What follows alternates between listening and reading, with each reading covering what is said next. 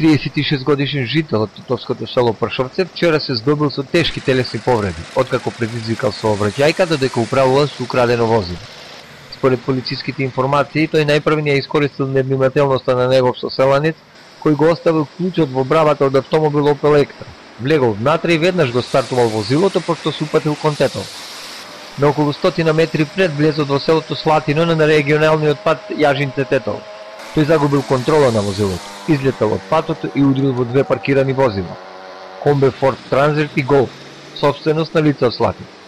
Од излетувањето и ударот, возачот задобил скршените на десниот колп, други скршеници и повреди на екстремитетите и веднаш бил пренесен во Тетовската клиничка болница, од каде поради тежината на повредите бил упатен на Скопските клиники. Според првичните податоци од видната полициска екипа, причина за несреќата била неприлагодената брзина со која возачот го управувал возилото, додека вкупната материјална штета се проценува на околу 200.000 денари.